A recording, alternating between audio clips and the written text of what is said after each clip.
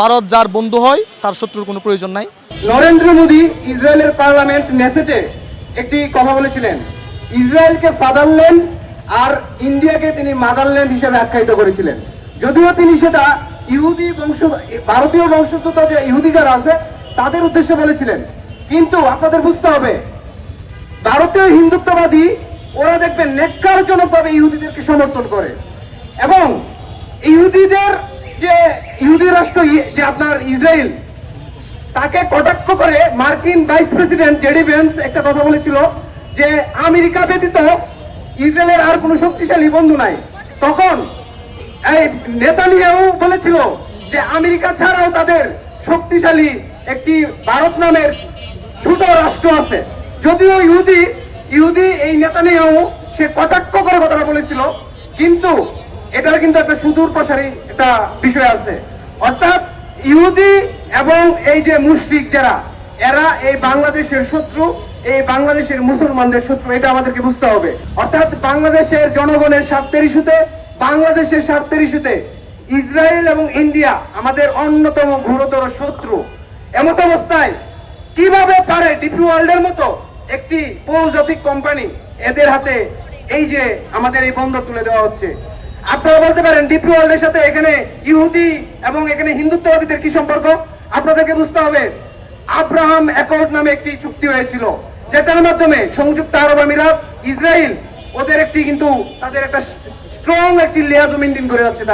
তারা একই লক্ষ্য উদ্দেশ্য নিয়ে তারা সারা পৃথিবীব্যাপী তাদের অর্থনৈতিক স্বার্থ, তাদের রাজনৈতিক স্বার্থ, তাদের ভূ রাজনৈতিক স্বার্থ সকল কিছু হাসিল করার জন্য তারা সারা পৃথিবীতে তারা তাদের এই বন্দর দখল করার চিন্তা করছে।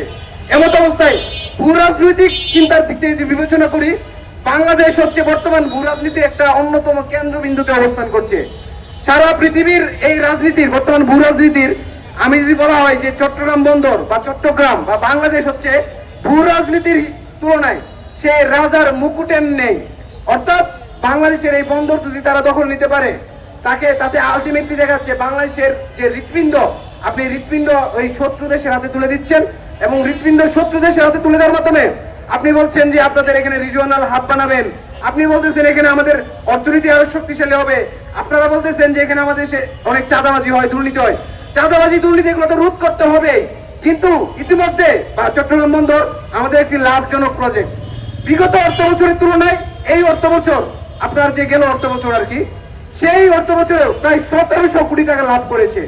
এবং আমি এতদিন ভাবতাম যে চট্টগ্রাম বন্দর বিদেশিদের দেওয়া হচ্ছে, কিন্তু না, এই চট্টগ্রাম বন্দর সম্পূর্ণভাবে ভারতীয়দের হাতে তুলে দেওয়া হচ্ছে। স্বার্থ থাকতে পারে ভাই, কিন্তু দেশের স্বার্থে এই ধরনের চুক্তিগুলি করা হয় নাই। যতগুলো টার্মিনাল দেওয়ার ব্যাপারে আলোচনা করা হয়েছে, 3টা টার্মিনাল বেসিক্যালি, 2টা অলরেডি তৈরি করা আছে, আরেকটা হচ্ছে তৈরি করার জন্য দেওয়া হয়েছে। সেখানেও দেশেরই ক্ষতি হবে। যে মডেলে দেওয়া হচ্ছে বিশেষ করে সেই মডেলটার কারণে, কনসেশন মডেলে দেওয়ার কারণে আসলে আমাদের বিরাট অঙ্কের অনেক বড় পরিমাণে রাজস্ব ক্ষতি হবে। আর এটা হাজার হাজার কোটি টাকা ছাড়িয়ে যেতে পারে, বছরে 1000 কোটির উপরে হবে, আর 30 বছরে ধরেন আর এটা আরও অনেক বেশি হয়ে যেতে পারে। ভারত যার বন্ধু হয় তার শত্রুর কোনো প্রয়োজন নাই।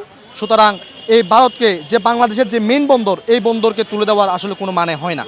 এটা অবশ্য রাষ্ট্রীয় যদি রাষ্ট্র মনে করে এটা রাষ্ট্র তুলে দেওয়া উচিত, আমি মনে করি রাষ্ট্রের এটা সবচেয়ে অপরিপক্কতা এবং দুর্বলতা।